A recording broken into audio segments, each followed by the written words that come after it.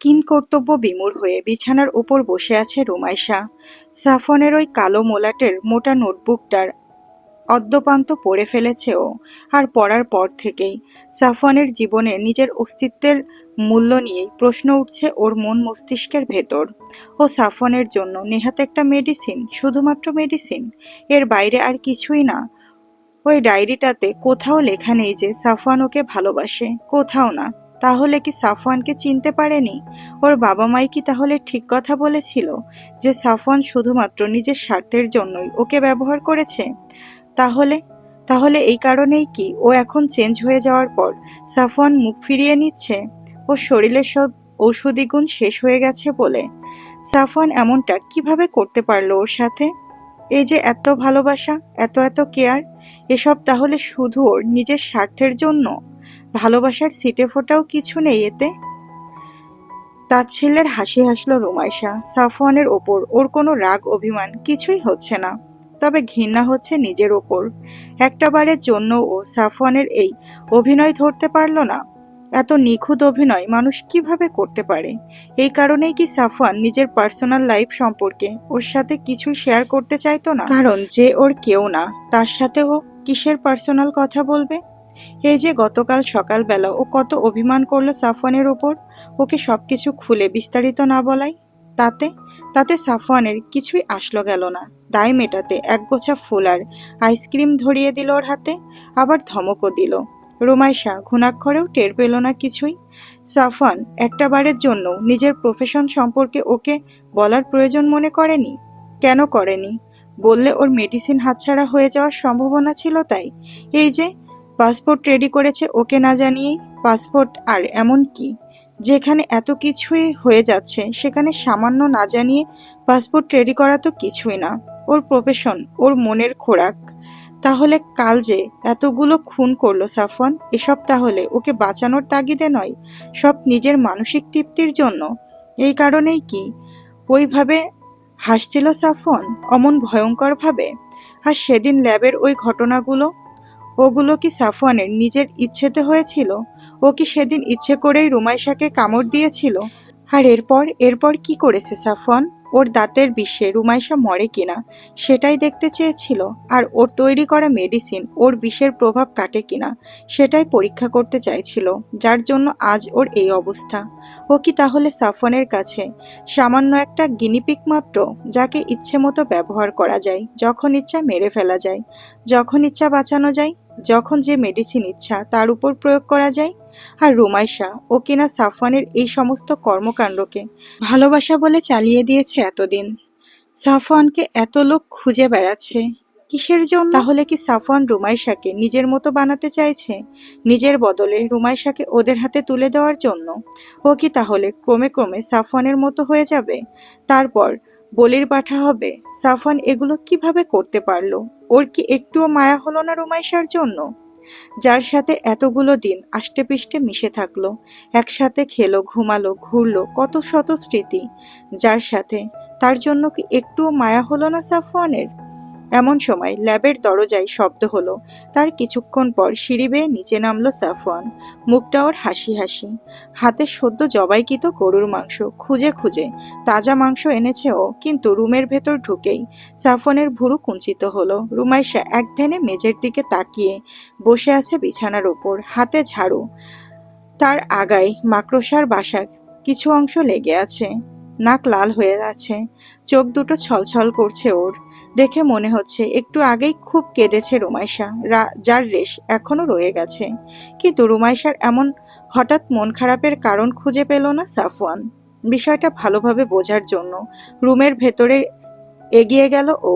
আর তখনই ওর চোখ পড়ল ওর স্টাডি টেবিলের ওপর রাখা কালো মোলাটের নোটবুকটার ওপর।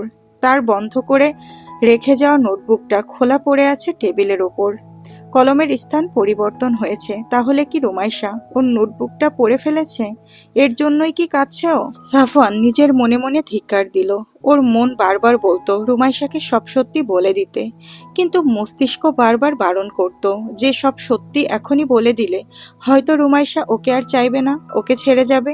কিন্তু এই কদিনে রুমাইশার ওপর ওর যে বিশ্বাস তৈরি হয়েছে, তাতে ও বুঝেছে যাই হয়ে যাক রুমাইশা ওকে ছেড়ে যাবে না। ওর বলা উচিত ছিল সবটা, কিন্তু চরম বোকামি করেছে ও। নিজের মানুষের করা কোনো অপরাধ বা অন্য কোনো কাজ সেই নিজের মানুষটার মুখ থেকে শোনা আর অন্য কোনো মাধ্যম থেকে শোনা, দুইটার ভেতরে আকাশ পাতাল তফাৎ। আপাতদৃষ্টিতে খুব সহজ মনে হলেও বাস্তবটা মেনে নেওয়া কঠিন। কিন্তু সাফওয়ান এখন কি করবে? রুমাইশা যদি ওকে ভুল বোঝে কোনো কারণে? সাফওয়ান কাভার্ডের ভেতর দিয়ে কিচেনের দিকে একবার তাকালো। মোটামুটি সেটা পরিষ্কার করা শেষ। মাংসের প্যাকেটটা রান্নাঘরে রেখে হাত ধুয়ে আবার রুমে এলো ও। রুমাইশা নিজের ভাবনায় এতই মগ্ন যে সাফওয়ান উপস্থিতি এখনো উপলব্ধি করেনি ও। সাফওয়ান ধীর পায়ে রুমাইশার কাছে পৌঁছে পেছন থেকে ওর কাঁধে হাত রাখলো। চমকে লাফিয়ে উঠল রুমাইশা। বিছানা থেকে উঠে দাঁড়ালো এক লাফে। সাফওয়ানকে দেখে ও হঠাৎ করেই কিছু সময়ের জন্য নির্বাক হয়ে গেল। সাফওয়ান ওর দিকে এগিয়ে এসে অসহায় চোখে তাকিয়ে অপরাধী গলায় বলল, Rimu, I can explain. Please তুই আমাকে ভুল বুঝিস না। আমি এসব তথ্য তোর থেকে গোপন করেছি শুধুমাত্র তোর সাথে নিজের রিলেশনশিপটা সিকিউর করার জন্য। এছাড়া অন্য কোনো উদ্দেশ্য ছিল না আমার। I swear. তারপর আরও একটু এগিয়ে এসে রুমাইশাকে নিজের আলিঙ্গনে বাঁধতে গেল ও। কিন্তু সাফওয়ানের কথা শেষ হওয়ার সাথে সাথেই রুমাইশা যেন ক্ষিপ্ত বাঘিনীর ন্যায় জ্বলে উঠল। সাফওয়ানের ব্যর্থ আলিঙ্গনকে তাচ্ছিল্য ভরে নিজের থেকে ছুড়ে দিল। ঘৃণায় নাক মুখ কুঁচকে নিয়ে কান্না জড়ানো ঝাঁঝালো গলায় ও বলল, কি এক্সপ্লেন করতে চান আপনি? আর কি এক্সপ্লেন করার বাকি আছে আপনার? আপনার সাথে দেখা হওয়ার পর থেকে আপনি নিজের স্বার্থ ছাড়া আর কিছুই বোঝেননি। আপনার এই সমস্ত ভালোবাসা, এত উন্মাদনা, এত আদর, এত যত্ন শুধুমাত্র নিজের স্বার্থের জন্য, নিজের শারীরিক ত্রুটির সমাধান হিসেবেই শুধু আপনি আমাকে বেছে নিয়েছেন, এছাড়া আর কিছুই না। কেন এমন করলেন আপনি? কি দোষ করেছিলাম আমি? আপনাকে এত ভালোবাসা দেওয়ার প্রতিদান আপনি এইভাবে দিলেন? সাফওয়ান যেন আকাশ থেকে পড়ল রুমাইশার কথায়। রুমাইশা যে ওর নোটবুকের লেখাগুলো এই অর্থ বের করতে পারে তা ও ক্ষুণাক্ষরেও ভাবেনি। চোখ দুইটা বড় বড় হয়ে গেল ওর। অবাক দৃষ্টিতে তাকিয়ে অসহায় কণ্ঠে ও বলল, না না রিমু, তোর কোথাও ভুল হচ্ছে। আমি আমি নিজের স্বার্থের জন্য তোকে ব্যবহার করব? কখনোই না। তোর ভুল হচ্ছে কোথাও। আমি তোর থেকে এসব কিছু গোপন করেছি শুধুমাত্র তোকে হারানোর ভয়ে। তুই যদি এসব কিছু জানার পর আমার থেকে বিচ্ছেদ চাস, শুধুমাত্র সেই ভয়ে, আর কিছুই না। I swear. কসম করছি আমি এত নিচু কখনোই হব না রিমু, বোঝার চেষ্টা কর। রুমাইশা তাচ্ছিল্যের হাসি হাসল, তারপর বলে উঠল, আপনার কোনো কথাই আমি আর বিশ্বাস করি না। এমনটা আপনি কিভাবে করতে পারলেন আমার সাথে? কি করেছিলাম আমি আপনার? আপনি আগে থেকেই জানতেন সব। এই জন্যই সেদিন যখন নদীর ধারে আমাকে মারতে নিয়ে গেছিলেন, সেদিন ইচ্ছা করে আমার মনে আপনার জন্য দুর্বলতা সৃষ্টি করার জন্য আপনি বলেছিলেন আপনাকে চুমু খেতে হবে। এরপর কত শত অভিনয়, আমাকে পাওয়ার জন্য কত স্ট্রাগল দেখালেন আপনি। এসব ষড়যন্ত্র ছিল যা আমার পরিবারের সবাই বুঝতে পেরেছিল। কিন্তু আপনার মোহে আমি এতই অন্ধ হয়েছিলাম যে আপনার উদ্দেশ্যটার কথা আমি চিন্তাও করিনি কখনো। কিভাবে পারলেন আপনি? এতটা নিখুঁত অভিনয় আপনি কিভাবে করলেন? এখন কি চান? আমাকে একেবারে আপনার মতো বানিয়ে ওদের কাছে বিক্রি করে দিতে চান? খুব লাভ হবে না আপনার? আমাকে গিনিপিগ বানিয়ে আমার ওপর এক্সপেরিমেন্ট করে গেলেন আমার চোখের সামনে দিয়ে, অথচ আমি চোখ বুজে আপনাকে বিশ্বাস করে গেলাম। একটা মেয়ের সবচেয়ে কাছের মানুষ তার স্বামী। নিজের স্বামীকেই একটা মেয়ে সব থেকে বেশি শ্রদ্ধা ভক্তি করে। সেই পরম শ্রদ্ধার স্থানে আপনাকে বসিয়েছিলাম আমি। অন্ধের মতো বিশ্বাস করেছিলাম। আর আপনি কি করলেন? আমাকে পুরোটাই ইউজ করলেন আপনি, শুধুমাত্র নিজের স্বার্থসিদ্ধির জন্য। সাফওয়ান অসহায় হয়ে মাথা নাড়াতে লাগলো। রুমাইশার কাছাকাছি এগিয়ে এসে ওকে স্পর্শ করার চেষ্টা করে বলল, প্লিজ শান্ত হ রিমু। তুই এখন হাইপার হয়ে আছিস, তাই এমন মনে হচ্ছে। এসবের কোনোটাই সত্যি না। হ্যাঁ, আমি মানছি আমি আমার স্বার্থের জন্য এসব কথা তোর থেকে গোপন করেছি, কিন্তু তুই যে লজিকের কথা বলছিস সেটা আমার মাথায় কখনোই আসেনি। বিলিভ মি, আমি তোকে ভালোবাসি, অনেক অনেক ভালোবাসি। তোর শরীরে আমার কিউর আছে সেটা জানার অনেক অনেক আগে থেকেই। তোকে আমি ঠিক কতটা ভালোবাসি সেটা তুই খুবই ভালোভাবেই জানিস। শুধু তুই কেন, সবাই জানে আমি তোর জন্য কত কি করতে পারি। সেই আমি কিভাবে তোর সাথে এমন জঘন্য কাজ করব? বিবেক দিয়ে চিন্তা করে দেখ একবার প্লিজ। সাফওয়ানের কোনো কথাই রুমাইশা শুনল না। মেঝেতে বসে হাউমাউ করে কাঁদল ও। সাফওয়ানকে একবারের জন্যও নিজের কাছে ঘেঁষতে দিল না। সাফওয়ান এত বোঝানোর চেষ্টা করলো, তারপরও বুঝল না ও। পুরো পৃথিবীর সবাইকে ওর এখন মিথ্যাবাদী মনে হচ্ছে। ওর এত আদরের সাফওয়ান, ওর স্বামী, যাকে ও পৃথিবীর সবার চাইতে বেশি বিশ্বাস করত, আজ সেই বিশ্বাস ভেঙে গেছে ওর।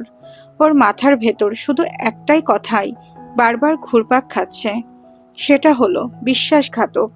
সাফওয়ান একটিবারের জন্য ওর কাছে ঘেঁষতে পারল না। মেঝের ওপর কান্নায় ভেঙে পড়ে মনের যন্ত্রণায় ছটফট করতে থাকলো রুমাইশা। ওর এখনো বিশ্বাস হচ্ছে না সাফওয়ান এমনটা করতে পারে ওর সাথে। কষ্টে ওর বুকটা ফেটে যাচ্ছে। সাফওয়ান এবার উপায় না পেয়ে নিজেও রুমাইশার পাশে বসে পড়ল।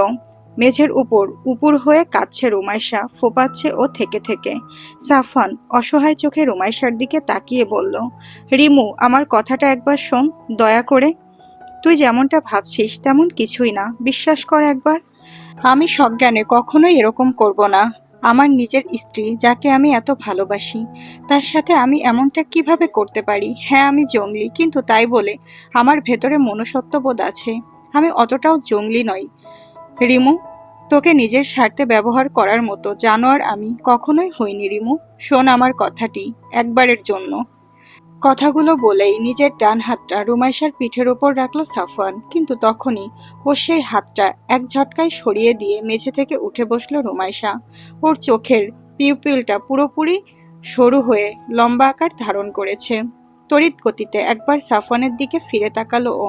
রুমাইশা ঠিক কি করতে চলেছে ভেবে পেল না সাফওয়ান, তবুও আরো একবার রুমাইশাকে বোঝানোর জন্য এগিয়ে এলো ও। কিন্তু সাফওয়ান ওর দিকে এক কদম এগোতেই রুমাইশা দ্রুত পায়ে পেছনের দিকে সরে গিয়ে উঠে দাঁড়ালো। সাফওয়ানের স্পর্শ নিজের শরীরে লাগতে দিল না একটুও। আর তারপরই কান্না জড়ানো ক্ষিপ্ত গলায় বলে উঠল, আপনি আমার সাথে যা করেছেন তার কোনো ক্ষমা হয় না, কখনোই ক্ষমা করব না আপনাকে। আপনি আমার বিশ্বাস ভেঙে গুঁড়িয়ে দিয়েছেন, নিজের স্বার্থের জন্য আমাকে ব্যবহার করেছেন শুধু, আর এখনো ব্যবহার করে যেতে চান। আমার এত যত্নের ভালোবাসার কোনো মূল্য নেই আপনার কাছে? আপনার এই স্বার্থপরতার জন্যই আপনি আমাকে হারাবেন, কিন্তু তাতে আপনার কী বা আসে যায়? আপনি তো আমাকে ভালোবাসেননি কখনোই। কাউকে হারানোর কষ্ট আপনি কি বুঝবেন? আমি আর ফিরব না কখনো, কোনোদিনও খুঁজে পাবেন না আপনি আমাকে। আপনার আফসোস হবে একদিন আমার জন্য, কিন্তু সেদিন আর আফসোস মেটানোর জন্য আমাকে পাবেন না। সৃষ্টিকর্তার কাছে দোয়া করি অনেক অনেক দিন বেঁচে থাকুন আপনি, আর আপনার বাকি জীবন যেন আমাকে হারানোর আফসোসে তিলে তিলে শেষ হয়ে যায়। আর এই কথাগুলো বলেই সাফওয়ানকে আর কোনো কথা বলার সুযোগ না দিয়ে সাফওয়ানের কিছু বুঝে ওঠার আগেই দৌড়ে মুহূর্তের ভেতরে ল্যাবের সিঁড়ি বেয়ে উপরে চলে গেল রুমাইশা। সাফওয়ান ব্যাপারটা বুঝতে পেরে সাথে সাথেই নিজেও রুমাইশাকে আটকাতে ওকে ডাকতে ডাকতে ছুটে গেল ওর পেছন পেছন, কিন্তু ল্যাবের ওপর উঠে এসে কোথাও রুমাইশাকে দেখতে পেল না ও। দিশেহারা হয়ে এদিক ওদিক ছুটে গিয়ে রুমাইশাকে খুঁজল ও, কিন্তু নেই রুমাইশা, কোথাও নেই, যেন বাতাসের সাথে মিশে উধাও হয়ে গেছে। ঝলমলে চাঁদের জ্যোৎস্নায় আলোকিত হয়ে আছে প্রকৃতি। ইস্তেয়াকের বাড়ির ছাদের ওপরটা সে আলোয় যেন তকতক করছে।